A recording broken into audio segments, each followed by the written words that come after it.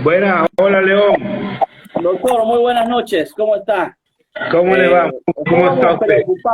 Estábamos preocupados porque estábamos esperando y ya no teníamos la certeza porque vi que no habías respondido los mensajes y se nos ocurría que seguramente te habría salido alguna emergencia médica, pero estábamos también en una conversación sumamente interesante con María. Sí, Carlos, para ganar un poco tiempo, les presento a los amigos que nos escuchan al doctor Carlos García. Carlos García está en Ecuador, en la provincia, en la provincia o estado de Guayas, no sé cómo me corriges, Carlos, por favor, Provincia. en la provincia de Guayas. Y Carlos es un médico venezolano, profesor en Venezuela también, en la Facultad de Medicina. ¿De qué escuela, de qué universidad me lo recuerdo? De la Universidad Francisco de Miranda. Tuve la oportunidad de ser coordinador del área de medicina interna del núcleo que había en Carora, de Estado Lara, donde soy yo. Bien. Bien, Carlos. Fíjate que se generó mucha expectativa con este título que le pusieron los chicos de comunicaciones a la conversación contigo, que es COVID positivo en cuerpo propio. No es lo mismo narrar como médico. He tratado a tantos pacientes. Se puede tratar, se observa esto, se observa aquello, que a lo que voy observarme a mí mismo. ¿Sí? Así es. Contanos un poco, ¿cómo es esa experiencia? ¿Cómo es tu trabajo en Ecuador? Y luego, a ver, ¿cómo es tu experiencia como COVID? Ok, bueno, buenas noches, disculpen la tardanza, tuve un problemita, pero bueno, ya estamos en el aire.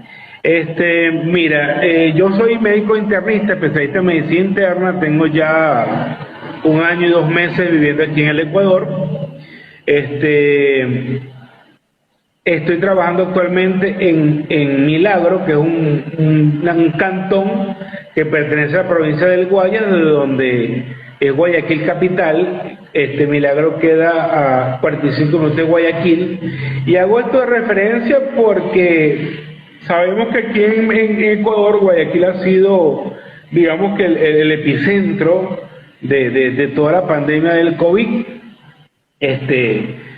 Yo laboro aquí hace 1 año y 2 meses y bueno, soy un feliz, digámoslo de esa manera, un feliz sobreviviente de la pandemia. Ahora, te lo digo con sonrisa porque antes de esta sonrisa hubo momentos muy angustiantes. ¿Okay? Nosotros, cuando se empezó a la noticia de la pandemia, uno veía los noticieros de Europa, de Asia, o la información que llegaba por redes sociales. Y bueno, nosotros decíamos, ¿qué será esto, no? Porque, y de hecho yo creo que todavía, después de tanto tiempo, de tantos días, todavía estamos en una posición de decir, ¿qué será esto? Este virus, ¿no? Bueno, lo cierto es que pasó muy poco tiempo para que Ecuador tuviera su primer caso, que fue una paciente, una señora que vivía en España y vino hasta el Ecuador. La señora vivía le digo que vivía porque ella falleció en una provincia que se llama Babahoyos. Babahoyos queda Milagros, donde yo vivo actualmente, queda entre Babahoyos y Guayaquil. Pero esta señora, después que llegó aquí al Ecuador, visitó varios lugares, visitó Guayaquil, visitó creo que Quito también, visitó varios lugares que después se hizo un cerco epidemiológico y se dieron cuenta que bueno, que la señora viajó por todo el país prácticamente después que llegó y tuvo el contacto más o menos como con 200 personas. Lógicamente, esas 200 personas que fueron su cerco epidemiológico terminaron de llevar el virus al resto del país. En mi caso, yo trabajo en una unidad de diálisis que ya, como te venía comentando cuando estábamos conversando antes de esto, que cuando aquí se empieza a hablar de la cuarentena, del quédate en casa, que aquí se hizo de una forma obligatoria. Yo pienso que aquí no se hicieron las cosas tan mal como la gente opina, ¿no? Simplemente aquí apenas se dio el primer caso, se empezó a hacer la parte de cerco epidemiológico, se empezaron a hacer la cuarentena, aparte, pero aún así se multiplicaron los casos. Hay gente que dice que es que la gente en Guayaquil no respetó, no sé, porque yo no viví en Guayaquil, no podía decir eso. Pero yo que estoy aquí había, el presidente se manifestaba todos los días por televisión diciendo que es lo que tenían que hacer, salía información tras información, y no sé, parecía que sí estaban acatando o sí estaban haciendo las cosas como debería ser, pero aún así el virus se propagó. Cuando te digo de qué importancia o qué detalle distinto tiene de repente lo que yo hago aquí en este país y con los casos que de repente tú habrás, o con las personas con las que tú habrás conversado, es que yo vivo en una unidad de diálisis, yo trabajo en una unidad de diálisis que obligatoriamente tiene que trabajar todos los días de lunes a sábado durante 20 horas. ¿Por qué? Porque es una unidad que maneja 360 pacientes, o que manejaba 360 pacientes, y que tú no puedes parar porque el paciente, si no se dializa, fallece. Entonces, obligatoriamente, tú tienes que trabajar, ¿sabes? No se podía acatar el quédate en casa con un paciente con enfermedad renal, porque tú no le puedes decir al paciente, no vengas a trabajar, no vengas a la diálisis y quédate en tu casa, porque si no el paciente se iba a complicar clínicamente por fallar a la diálisis, ¿no? Entonces la unidad de diálisis tenía que trabajar, nosotros teníamos que trabajar y el paciente tenía que acudir indistintamente que el país estuviera en cuarentena, indistintamente que el país estuviera en toque de queda, ¿ok? Entonces, claro, cuando nosotros, cuando empieza toda la pandemia, que uno piensa que a ti no te va a pasar, piensa que a ti, que donde tú estás no va a llegar, porque ese es el primer pensamiento que uno tiene, la empresa toma medidas y protocolos para aplicar en el caso de que se presente, o sea, en el momento que se presente el primer caso. ¿Me ibas a comentar algo? Y sí, te quería preguntar, seguramente ustedes, justamente el personal médico en el mundo tenía licencia para estar afuera, porque se entiende que es el que le va a hacer frente a todo esto. Aquí ya es un enemigo que no se le enfrenta de otra manera, sino con el personal profesional adecuado, ¿eh? Sí, pero evidentemente lo que lleva para defenderse este personal profesional es su conocimiento y los equipos de protección que deba tener. Pero sí, a mí he estado viendo noticias que en Alemania de repente faltaban equipos de protección personal para los médicos. ¿Cómo fue esa realidad con el doctor Carlos? ¿Cómo se contamina el doctor Carlos? ¿Qué es lo que sucede allí? Bueno, te explico. Los equipos, nosotros no estábamos en una unidad médica que fuera de manejo directo de pacientes con COVID, sino simplemente una unidad médica que atiende pacientes de distintas áreas del cantón y de la provincia y de otras provincias, pero que no somos personal de choque, o sea, es decir, nosotros no íbamos a atender a los pacientes respiratorios. Entonces, de entrada, allá en la unidad normalmente hay cierta bioseguridad, pero ya es por el tipo de terapia que se presta. Más sin embargo, para nosotros no hubo la bioseguridad que deberían dar, porque nosotros no íbamos supuestamente a atender pacientes con COVID.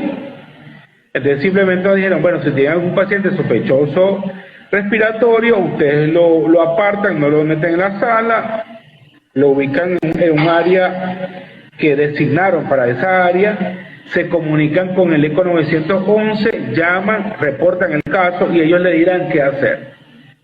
¿Ok? El primer caso que tuvimos, que fue un joven, de los que se dializan, un paciente que es joven, cuando el muchacho ingresa a la unidad, que yo lo voy a examinar, que yo le pregunto que cómo se siente, él me cuenta y me da todos todos los síntomas acorde al COVID. Yo prendo la alarma y digo, esto puede ser un COVID. Pero el problema, León, es que nosotros no sabíamos si era o si no era. ¿Por qué? Porque no teníamos esos varios casos que nosotros pudiéramos decir, mira, sí, seguro que es un COVID. Pero yo hice sintomatología antes que a mí me llegara ese paciente. Yo estuve en Guayaquil en una capacitación días previos a que yo empezara síntomas, casi 3 días antes. Yo tuve una capacitación con otros colegas, otras cosas, comimos aquí, comimos allá y nos regresamos para Milagros. A los 3 días, a mí me está saludando una ex estudiante mía muy querida, y yo empiezo a presentar síntomas. Yo soy una persona que sufro normalmente mucho de faringitis, faringoamigdalitis, estas cosas. Y me empezó un proceso tal cual como me ha pasado en muchas oportunidades. Y yo lo que pensé, bueno, me agarró una faringoamigdalitis. Nunca en mi vida pensé que era COVID, ¿ok? Entonces, a los pocos días, no habían pasado 2 días, León, cuando ya yo tenía un proceso de bronconeumonía. Claro, gracias a Dios te puedo decir que yo no me sentía tan mal, pero si tenía algo que a mí nunca me había dado. Entonces yo estaba entre la incertidumbre, ¿será que yo tengo el coronavirus o no? Porque de lo que uno ve en la noticia, esto es algo grave, y si es así, bueno, imagínate estar en esa incertidumbre. Te interrumpo un momentito. Para ese momentito, ¿cómo estaba tu equipo? Porque compartían el mismo escenario. ¿Tenían la comunicación? ¿Había alguien que se le habían disparado antes que tú le había caído los valores, algo de eso? ¿Había presentado síntomas, algo de eso? ¿Cómo era tu equipo? ¿Cómo se estaba en esa dinámica? Ya. Bueno, te cuento eso. Eso fue muy interesante de mi parte, ¿no? Bueno, yo toda esa semana empecé con trabajo con una neumólogo, y entonces yo le pido al neumólogo que me valore, pues, porque a pesar de que yo soy internista y que tengo el conocimiento como para yo hacerme un autodiagnóstico, yo prefería apoyarme a una colega por todo esto de incertidumbre. Y según lo que ella me estaba diciendo, bueno, parece que sí, pero parece que no. No era algo tan claro. Yo termino mi semana de trabajo, viene el fin de semana, y el lunes yo tenía libre, recuerdo. A toda esta, León, todo el tiempo yo tuve tos, expectoración, dificultad para respirar, no tuve fiebre, no tuve dolores musculares. Pero no era una sintomatología que yo dijera es grave. O sea, para mí no me sentía grave, pero sí era algo distinto que a mí nunca me había dado. El lunes, que yo tenía libre, el director, mi compañero de trabajo, llega con una sintomatología clásica de una neumonía. Y él vivía en Guayaquil, él trabaja, pero se tiene que ir a mitad del trabajo porque en verdad ya estaba bastante tocado. Llega a Guayaquil, se hace los exámenes y ya tenía hallazgos radiológicos. Y ahí cuando todos tuvimos contacto con él. ¿Ok? Entonces, si él tiene el COVID, todos tenemos COVID. Bueno, dicho y hecho. La neumólogo que me examinó, ella esa misma tarde-noche, empezó a hacer sintomatología. Ya al otro día, fiebre, dolores musculares, tal cosa. Y empezamos a caer uno a uno. De 8 médicos, 6 nos enfermamos. Todos salimos de aislamiento. Yo fui uno de los menos graves, pero yo tuve compañeros que tuvieron un momento de decir, ya hasta aquí llegamos, ¿verdad? Que todavía están tocados psicológicamente por haberse infectado porque se vieron al borde de la muerte. ¿Ok? Yo duré 30 días de aislamiento con síntomas muy leves respiratorios hasta que se me quitó. Y a toda esta, todavía con la sospecha clínica, yo logré hacerme una tomografía donde tengo hallazgos ya de neumonitis grado 1, y después me hice mi examen de inmunoglobulina, donde me salió positivo la inmunoglobulina G, que es la que te dice a ti que ya tuviste el virus, pero tenía negativo la M, que es la que me dice que ya no está en su fase aguda, sino que como que ya lo había pasado. Pero estamos hablando de que yo me hice el examen más de 30 días después que yo presenté síntomas. Durante todo ese tiempo fue algo angustiante. Yo me comuniqué con mi familia en Venezuela, mis hijos viven en Brasil. Me comuniqué con la mamá de ellos, me comuniqué con la gente que yo quiero en mi país, la más cercana, porque tampoco era una información que tú podías enviar públicamente, sino la más cercana, y decirle, mira, yo tengo el virus y no sé qué va a pasar conmigo. Gracias a Dios iban pasando los días, y yo decía, bueno, no me he complicado. ¿Por qué? ¿Qué pasa con esto? No sé si hay gente que lo ha descrito en tus entrevistas, ¿no? Pero el virus tiene dos fases. Tiene una primera fase infecciosa, que él se comporta como una neumonitis, como una neumonía clásica, pero después, él te hace casi 8 días después del inicio de la enfermedad, empieza un proceso inflamatorio que te produce un proceso broncoalveolar congestivo.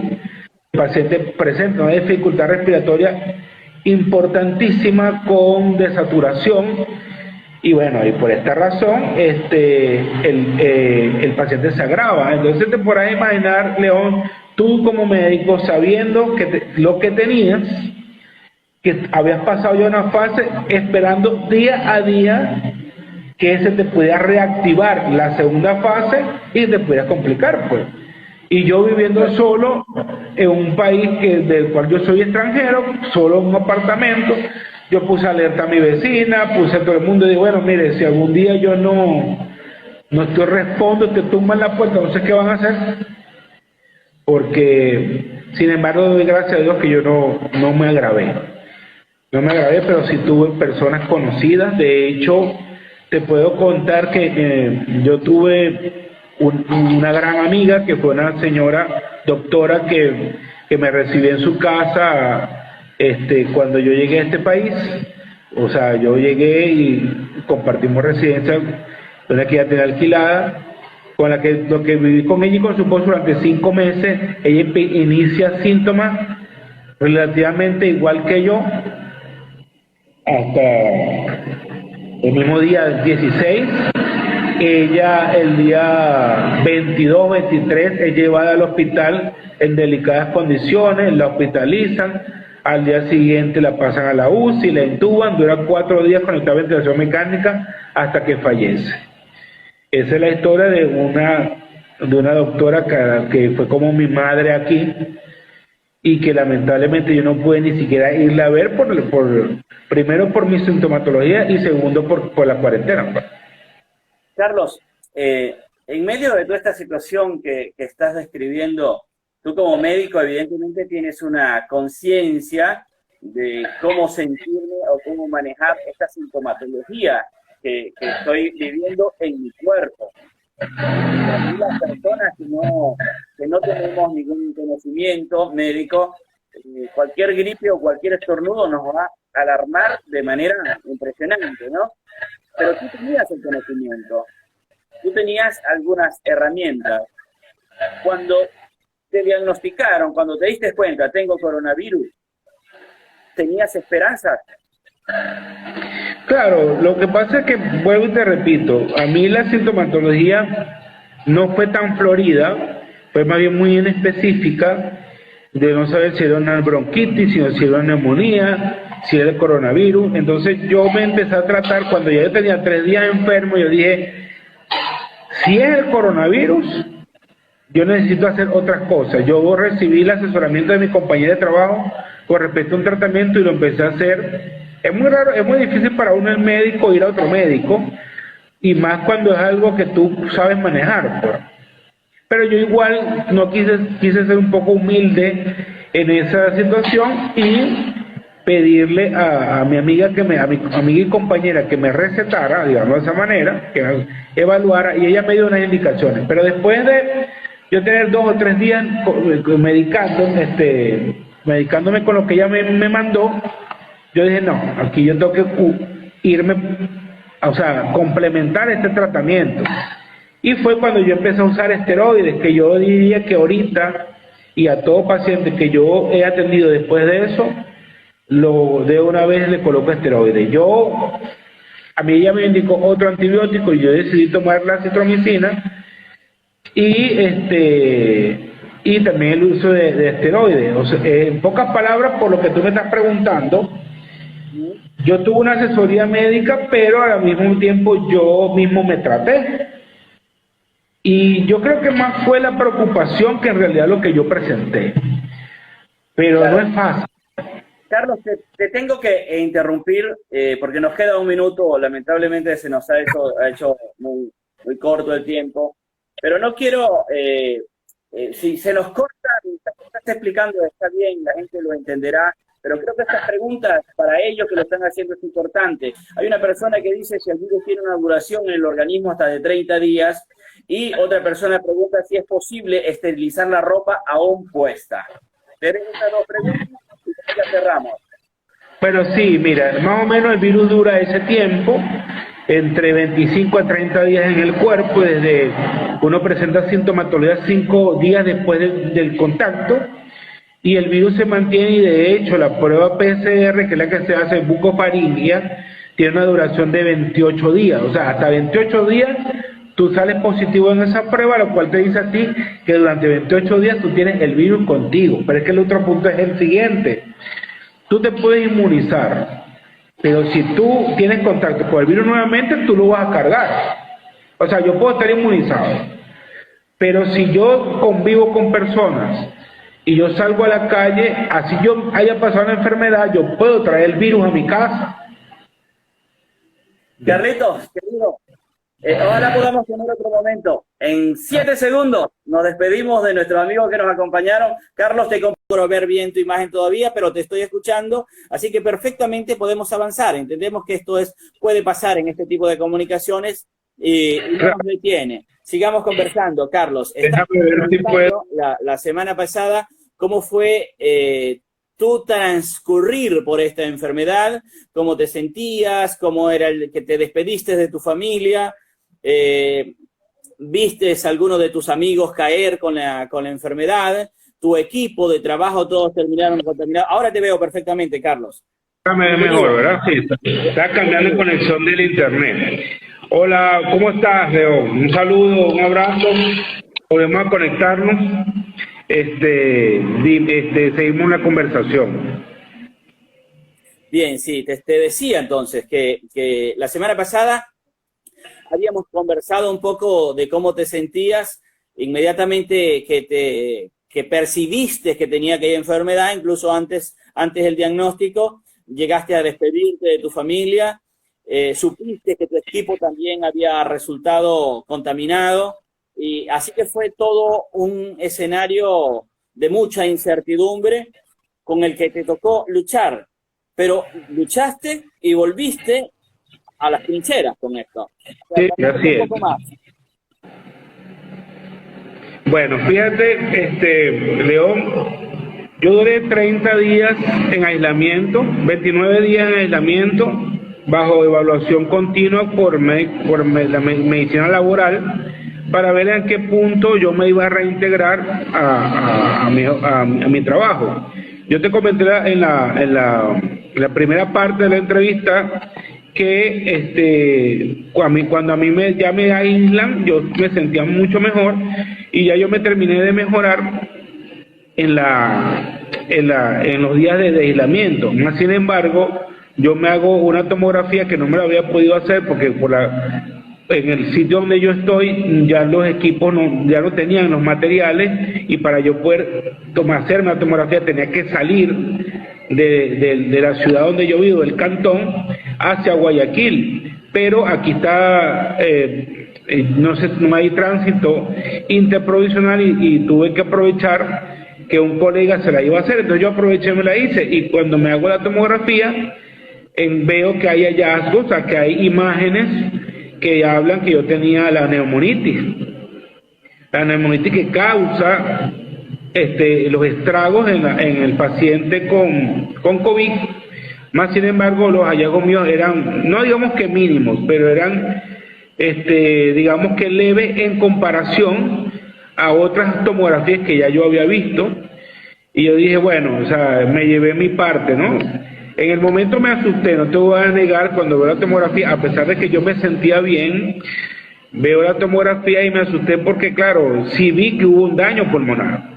No fue un proceso bronquial solo, sí hubo un daño pulmonar que ya tengo que esperar aproximadamente 4 meses, pero se habla de 2 meses, otros hablan de 4 meses, para hacerme un control tomográfico a ver si todavía el daño persiste. Esperemos que no.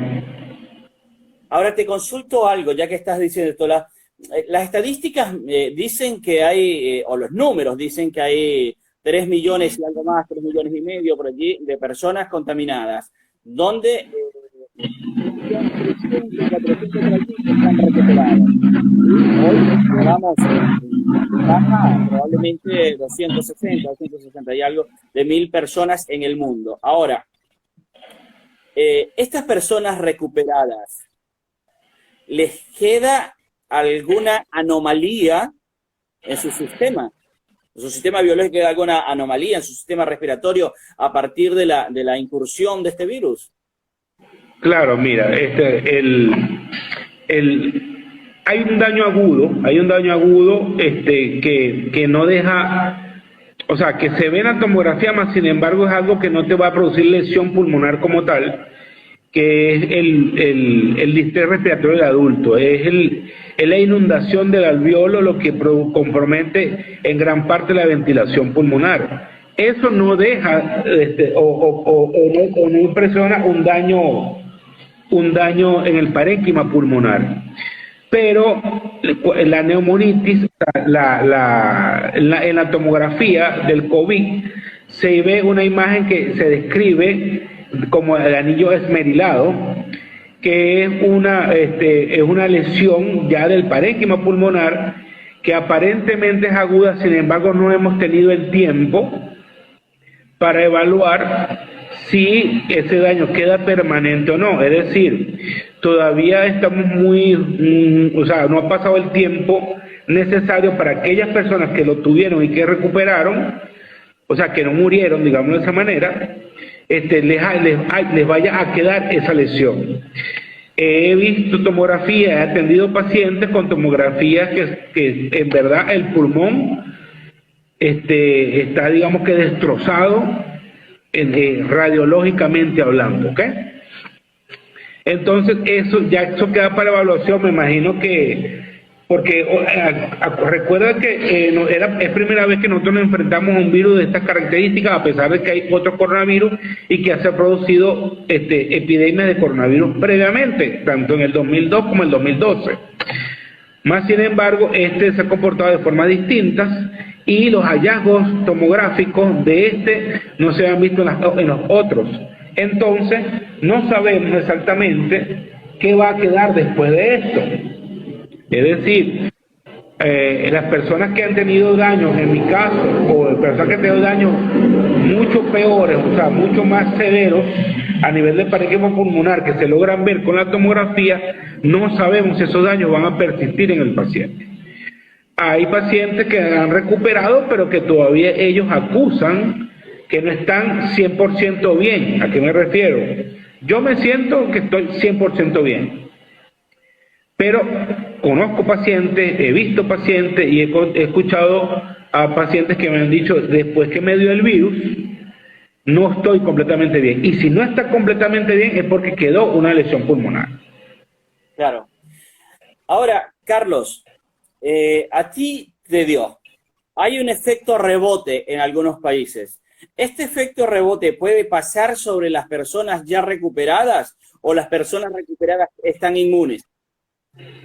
Mira, hay lo que todos los días hay una información distinta. Estamos hablando que más o menos hace como 3 semanas o casi el mes se estaba hablando de reinfección en China. O sea, que había personas que se habían recuperado y que habían producido reinfección. Después esto se desmintió hace 2 días, salió 2 o 3 días salió una publicación de Corea, de científicos coreanos, que ellos dicen que no hay reinfección. Ahora, he tenido el caso de la hija de una colega que hizo un toque hepático y tuvo, después de haber pensado que estaba mejor o que se había curado, hizo como una especie de hepatitis, o sea, hizo un toque hepático el virus. Y sí, lo que sí se ha detectado es que hay personas que han dado positivo a la prueba después de los 28 días, que es el tiempo que se espera. Estos mismos científicos coreanos están hablando que eso tiene que ver más que todo con el reconocimiento de la cápside del virus, que hace que se sigan detectando anticuerpos de fase aguda, a pesar de que el paciente ya pasó el virus, digamos de esa manera. En palabras más simples, simplemente lo que te digo es que puede seguir dando positivo y no quiere decir que el paciente todavía tenga la enfermedad. Claro. Claro, entiendo. Es decir, que esa sería una fase de no riesgo.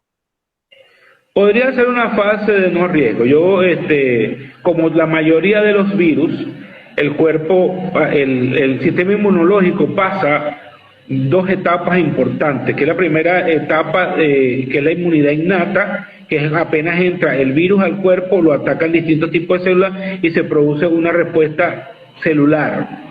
Pero después se generan lo que llaman los anticuerpos, que eso ya va con el tiempo. Después que ya un cuerpo genera anticuerpos y se sana clínicamente, ya esos anticuerpos quedan de por vida. Hablamos de anticuerpos de fase aguda, que son los IgM, y los IgG, que son ya los que quedan para toda la vida.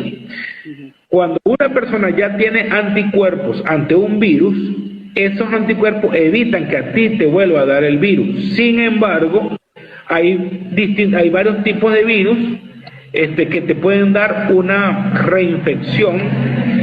A pesar de que a ti ya te dio, te puede volver a dar como una descompensación con el tiempo. Lo he visto pocas veces, pero sí está descrito en la bibliografía. Pues. Claro. Ahora, Carlos, para volver al tema de tu experiencia personal con el coronavirus, entendimos de la semana pasada la situación en que te dio.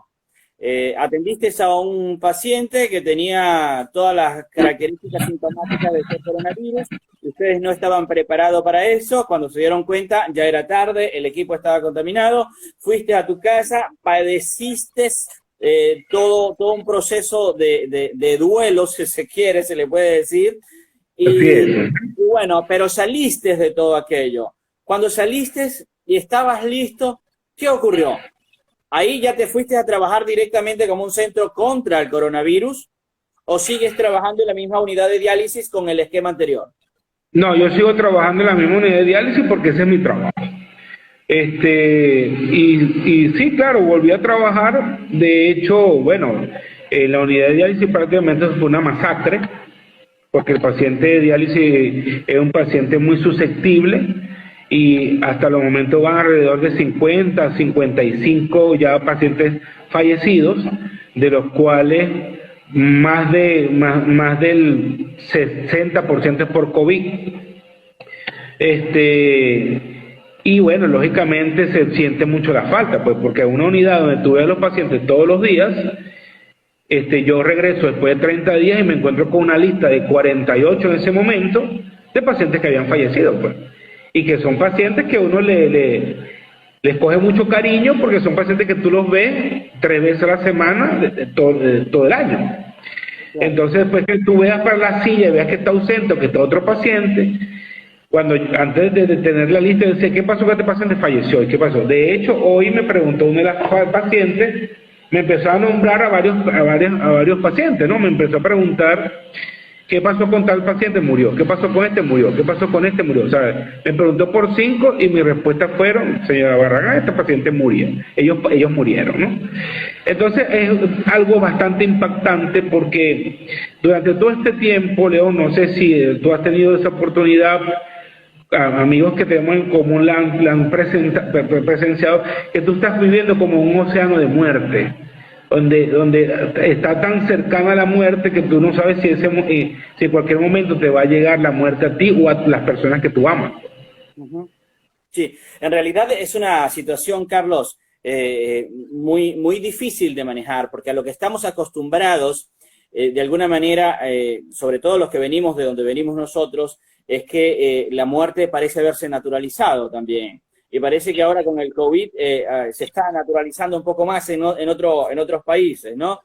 No nos acostumbramos, pero, por ejemplo, en Argentina, donde nosotros estamos, que el impacto no ha sido tal, la gente todavía por ahí no ha percibido la amenaza tan cercanamente. Quizás algunos sí toman todas las medidas y eso, pero hay varias partes donde la gente sale, mantiene sus actividades de acuerdo con el resguardo que dictan las normas del Ejecutivo Nacional, pero no hay un miedo, ¿sí? Y tampoco es que ha sido tan agresiva acá como es el caso de Guayaquil, que Guayaquil parece que hubiese caído allí una bomba de coronavirus. Exacto, así es, así es. Bueno, pero te cuento que tengo información de Brasil, donde también ya está prácticamente cayendo lo mismo que ha pasado en Ecuador, que ya los hospitales están abarrotados, ya hay muertes inclusive de niños. Me hablaron de la muerte de un niño de 1 año, esta semana que pasó, porque allá viven mis hijos y vive mi ex esposa y con ella tengo contacto continuo, y eso es lo que ella me informa, porque en Brasil ya, por lo menos donde ella vive, ya la mayoría de los hospitales están colapsados, y Brasil era uno de los países que se jactaba de decir que tenían cierto control, ¿no? Sí. Entonces, una vez, bueno, es difícil saber qué va a pasar, ¿no? Pero nosotros aquí en el Ecuador sí hemos sentido la muerte, porque, por lo menos en mi trabajo, estas pérdidas, no murió ningún trabajador o no ha muerto ningún trabajador, pero sí murieron muchos pacientes, pues. Y ver a un paciente que te llega a ti el día de la diálisis con sintomatología delicados, ya tú empiezas a pensar que este también puede morir, ¿ok? Entonces, bueno, ya uno como que espera a que qué va a pasar.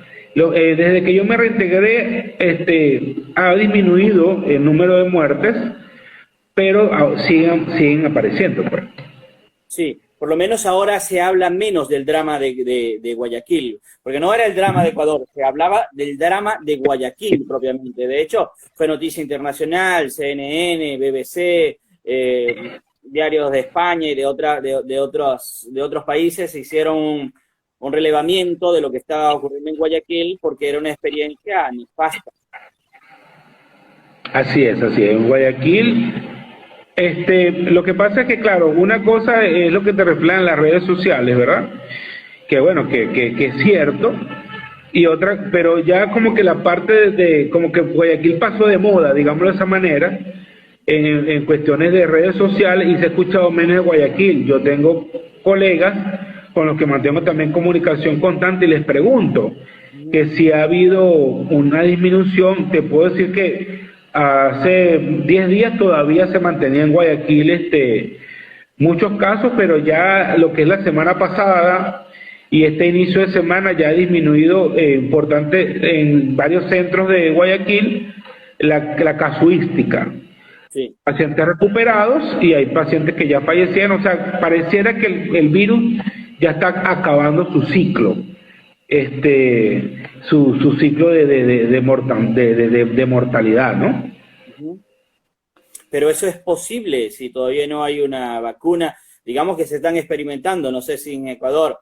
Le entendía al doctor Greiner y a otros doctores que hacen tratamiento y hacen recuperación a partir de algunas prácticas y algunos medicamentos, y les ha dado buenos resultados. Pero seguimos encontrándonos con el mismo índice de mortalidad, que haya bajado en Guayaquil está muy bueno, pero ¿eso significa que en realidad eso va a pasar o está allí latente? La gente tiene más conciencia, porque si está el virus, los que no lo han tenido, los que no tienen anticuerpos, están en la misma propensión de riesgo. Claro, y te explico cómo es esto, ¿no? De hecho, es la actitud que está tomando el gobierno sueco de no protegerse. El virus tiene que tener un ciclo de vida. Ese ciclo de vida por persona es de aproximadamente 28 días, ¿verdad? Desde que tú te contagias hasta que el virus se va de tu cuerpo, o mejor dicho, no se va de tu cuerpo, hasta que deja de causar enfermedad. En esos 28 días, tú puedes mejorar, o sea, superarlo o fallecer. Esas son las dos opciones, ¿verdad? Pero ya después que tú mejoras o que falleces, ya el virus, ya tú no eres ese agente contaminante, ¿ok? La razón por la cual hacer la cuarentena era para evitar que más gente se contamine y no dejar que el virus se deposite en esa persona, y los que ya están contaminados pasen ese ciclo del virus, ya sea muriendo o ya sea mejorando, ¿ok? ¿Cuál es la actitud de los gobiernos que decidieron no cuidarse? Inglaterra, parte de Estados Unidos, ahorita Suecia. Algo así como que esto es una... ¿Ah? Y Brasil. Brasil está en fue algo así como diciendo, bueno, esta es una... vamos a la supervivencia del más fuerte. Es decir, en una entidad, un país, un estado, lo que sea, el virus, los susceptibles son los débiles. No nos importa que se mueran, lo que nos interesa es mantener la economía, algo así, ¿no? No queriendo juzgar a nadie, ¿no? Fue la actitud que ellos tomaron. ¿Qué pasó? Que se destapó el virus, empezó a matar gente y dijeron, no, nos equivocamos, esa no era la estrategia, ¿no? Pero ya para qué, ya era tarde, ¿no? ¿Por qué qué es lo que dicen ellos? ¿Qué es lo que ellos mantienen? Que bueno, no importa. Que muera el que tenga que morir, el que se enferme y se recupere, el que tenga que enfermarse y recuperarse, pero que el virus cumpla su ciclo. Porque ya el virus cumplió el ciclo, o sea, ya después que ya todo el mundo le dio, ya no le va a dar a más nadie, ¿me explico? Mientras el virus esté presente y haya personas que no se han contagiado, se va a seguir manteniendo el virus. Pero en un lugar donde ya todo el mundo le dio, ahí más nadie va a enfermarse, pues, porque ya todo el mundo le dio. Claro. Entonces, esa es la forma como que el virus cumpla su ciclo. El problema es que en ese cumplimiento van a caer los más débiles. Pues. O sea, van a caer, no los más débiles, porque de repente sería injusto decirle a alguien que es débil porque lo mató el virus, ¿no? Pero van a caer las personas más susceptibles a eso, a que pueda causar la muerte el virus. Esas son las personas que había que proteger, y las personas jóvenes que supuestamente no, que se contagien y que lo superen. Así se cumpliría el ciclo de virus. O sea que, en pocas palabras, ¿qué es lo que te quiero decir? En un sitio donde hay 100 personas y ya a todo el mundo le dio, ya no hay riesgo porque ya todo el mundo le dio. Ahora, en ese mismo sitio hay 100 personas y le dio a 2, los otros 98 están en riesgo que les dé. Claro. Entonces, mientras estén estos 2 y los otros 100 que le dé, siempre va a estar el virus latente hasta que le dé al número 100. Cuando le dio al número 100, el virus terminó en su ciclo. Mató a un grupo y a otros vivieron. Así. La sobrevivencia del más fuerte. Carlos, estamos llegando al final del tiempo. Quédate un momentito con nosotros. Yo quiero aprovechar de hablarles de nuestro departamento de psicología, creado justamente como una respuesta para todas las personas que tienen necesidades en orden de salud mental, en orden de imponerse desde lo emocional a todo lo que están sintiendo en ocasión del desarraigo, en ocasión del aislamiento social. Y también queremos aprovechar para darle una vez más las gracias a la Iglesia Luterana Unida Argentina, Uruguay, a la Congregación San Pedro específicamente por todo el apoyo y por sostener esta iniciativa que tenemos acá. Y también quiero invitarles, y esto es muy importante, Carlos, te invito a ti también. Pronto estamos saliendo esta semana con un concurso de cartas desde la diáspora, para lo cual tenemos acá un jurado que es el presidente de la Asociación de Escritores de Corrientes, la presidenta de la Asociación de Escritores de Misiones, y un gran escritor de Paraguay. Vamos a iniciar esta semana con cartas desde la diáspora.